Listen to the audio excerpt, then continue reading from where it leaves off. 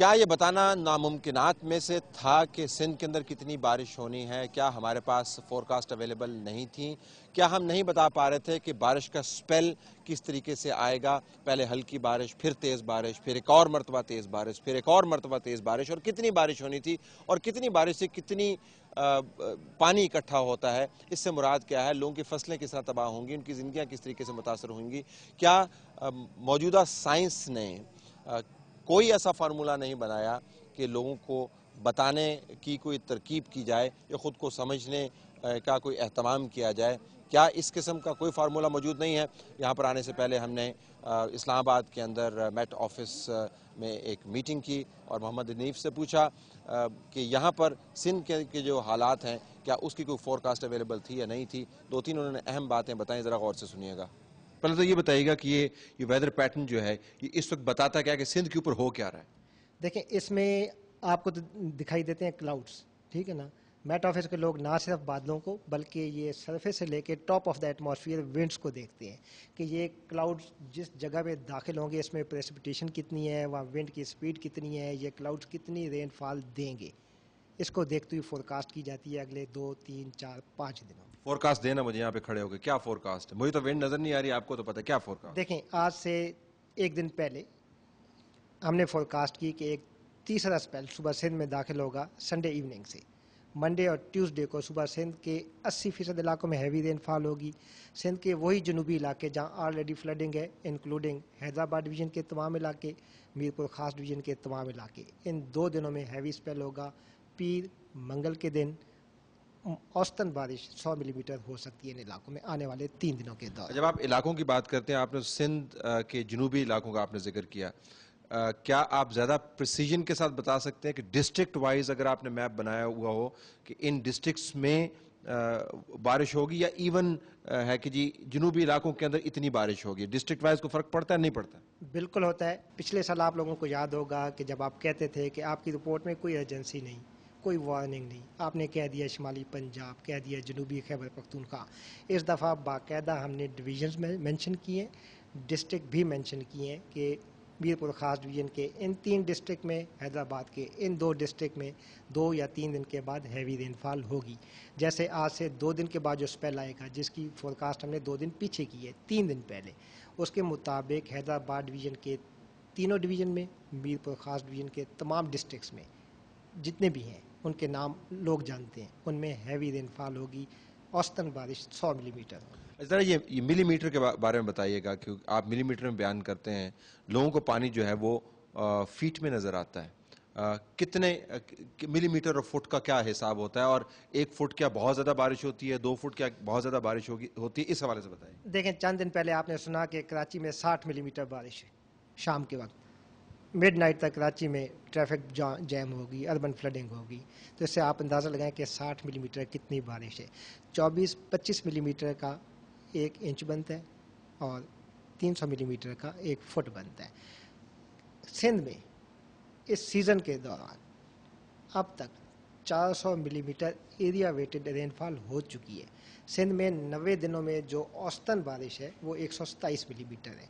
90 दिनों में 127, लेकिन इस साल सुबह सिंध में 25 दिनों में 400 मिलीमीटर बारिश रिकॉर्ड की गई, जो आप अंदाज़ा लगा सकते हैं कि कितनी है, मामूल से 200% ज़्यादा है। फुटों में कितनी बनी?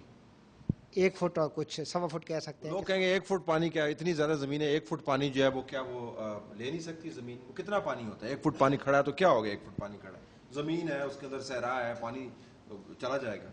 इस पानी के वॉल्यूम का आप अंदाज़ा लगाएं ना, ये पानी है कितना। 1 फुट सुबह सिंध के तमाम इलाके में, तमाम इलाके में 1 फुट रफली कितना, अगर आपको कोई मवाजना करना हो तो क्या बनता है? इसमें नेक्स्ट स्लाइड में आप देखें कि सपोज अब तक जो सुबह सिंध में बारिश हुई, इस पानी का वॉल्यूम कितना बनता है। इसका वॉल्यूम बनता है 37 MAF, 37 MAF। सपोज इसमें से आधा निकल गया या ज़मीन में जज्ब हो गया, आधा भी बाकी है, तो ये इस वक्त आपका तरबेला डैम फुल है। इस वक्त तरबेला डैम में जितना पानी मौजूद है उससे 3 गुना इस वक्त सुबह सिंध में मौजूद है। इस मरतबा की फ्लडिंग को टेक्निकली आप किस तरह डिस्क्राइब करते हैं, क्या फ्लडिंग है ये दरिया सिंध की फ्लडिंग तो नहीं है, क्या है ये? नहीं, ये वो नहीं। पिछले साल आपने बिल्कुल ठीक कहा कि फ्लैश फ्लडिंग थी। जिस इलाके से निकला उस इलाके में मिनिमम उसने 1 दिन, मैक्सिमम 6-7 दिन में निकल गया उस इलाके में। ये है लोकलाइज्ड फ्लडिंग। ये जो पानी है हैवी रेनफॉल की वजह से है, किसी दरिया से ये हैवी पानी नहीं आया।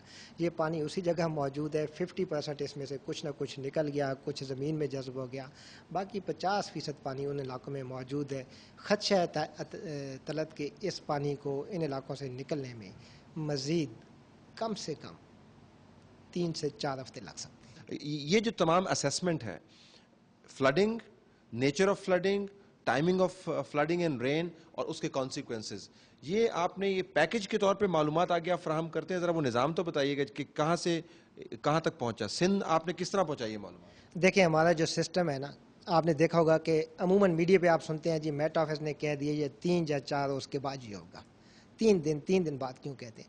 उसकी वजह ये है कि जब तमाम data, global data, regional data, Pakistan का डाटा यहाँ पहुँच जाता है, एनालाइज होता है, उसकी बेस पे हम बताते हैं कि अगले 3 दिन में ये होगा। 3 दिन इसलिए कहते हैं या 3 to 4 डेज इसलिए कहते हैं कि उसमें एक्यूरेसी 100% है। जब हम कहते हैं 3 to 5 डेज उसमें एक्यूरेसी 80% आ जाती है।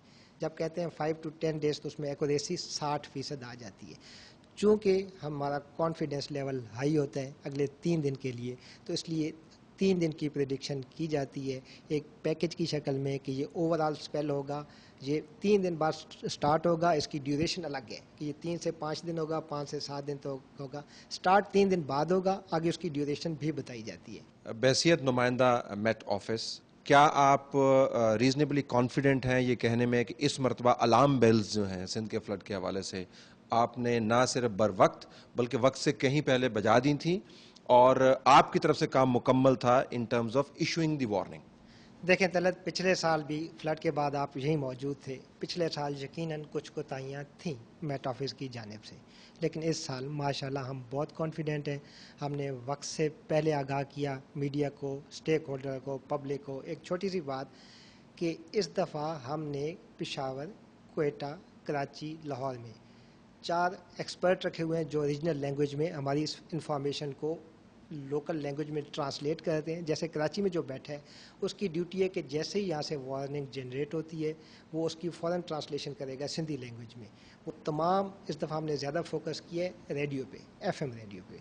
ये उसकी ड्यूटी है कि वो अगले 6 से 8 घंटे में इंश्योर करेगा, फीडबैक देगा कि ये इन्फॉर्मेशन तमाम लोकल जो FM चैनल्स हैं उस पर ये ट्रांसमिट हो चुकी है।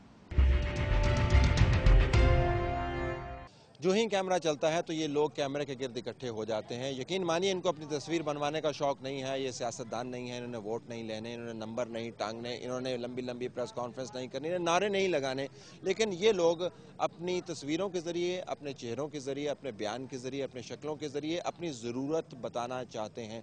वो ज़रूरत जो इस मुल्क की रियासत और इस मुल्क की मुसलसल हुकूमतों ने पूरी कभी भी नहीं की।